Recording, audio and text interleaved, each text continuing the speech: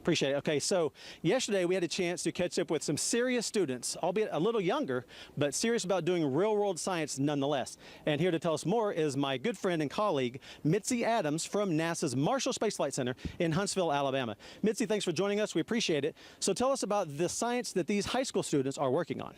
Well, the students are actually working on some atmospheric science experiments. They're doing animal study experiments, and they're helping us observe the sun in various wavelengths of light. And these students aren't just from the Clarksville area. I understand they're all around the country, if not perhaps the globe. The students are from the U.S. Space and Rocket Center, and yes, they are from all around the globe. And they're actually from the INSPIRE project as well. They're participating in VLF radio noise experiments, and those folks are from Washington, D.C. All right, excellent. And so you mentioned the Space and Rocket Center, Space Camp. That's the official visitor center for NASA's Marshall Space Flight Center.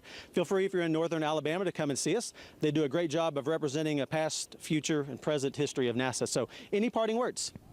Well, you know, in the words of Frank Reynolds, I'd like for us to remember for the next American eclipse in 2024, let the shadow of the moon fall on an earth at peace.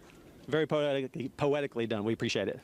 All right, so up next is, as promised, our Animal Lovers segment. And so here on the agricultural farm, students are studying a really cool STEM field. So it's conservation management, it's veterinary medicine, animal biology, and so they're interested in animal behavior. And so joining us is Dr. Donald Sudbrink, head of the Ag Department here at Austin Peay State University. And so it's not cow tipping, it's cow painting, correct? Yes. We had to paint the cows that are in this study to see what sort of things that they would do so we could record the individual animals so we could see what behaviors that they were exhibiting. So we saw the cows, and the students were involved with that Mitzi just spoke about. And we're also talking about cricket behavior and cricket observations. Yeah. Yes. Well, we're also talking about crickets. I'm an entomologist by training, and crickets generally chirp at night. So we're going to get a chance to see a series of isolated males and see what they do when the sun goes out. Okay, excellent. Well, glad you all are doing this kind of observational research. Really appreciate your time. Thank you. Thanks a lot. And speaking of time, it's almost time for us, everyone here at Austin Peay State University, to actually watch the solar eclipse. So let's go back live for continuing coverage of NASA's eclipse across America from Charleston.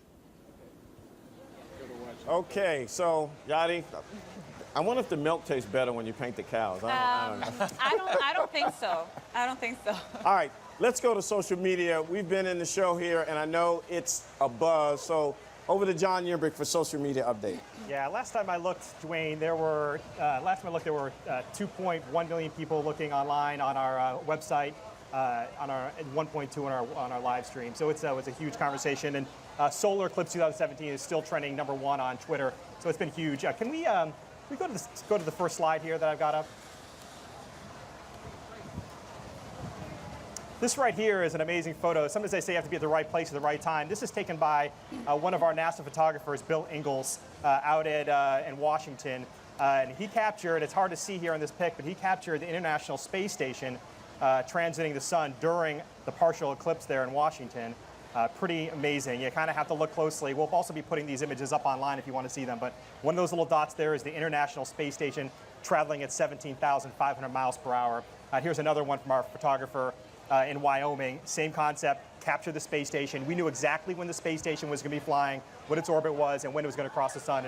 And look here, it's just an amazing sight. I'm really proud of our photographers for getting these shots and proactively trying to get something that no one else probably has and thinking through and getting this great image. So let's take a few questions from social media. I want to remind our viewers at home that you can ask questions to us here on the set and on social media with the hashtag Eclipse 2017. So why don't we bring it back here to the stage. First question is from Twitter. What if we wear sunglasses instead of eclipse glasses? Will we actually be able to see the eclipse? The sunglasses help. Does it give you any sort of protection? No, that's definitely a no-no. You should not wear sunglasses, normal sunglasses. Always wear the actual sunglasses that are made for solar viewing, like the ones that I'm having here right now in my hand.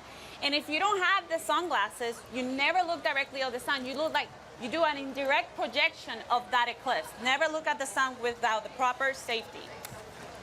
So another question here comes from Deborah from Facebook. So the sun rises in the east and sets in the west, and the Earth rotates in clockwise motion. Please explain how it starts in the west and ends in the east.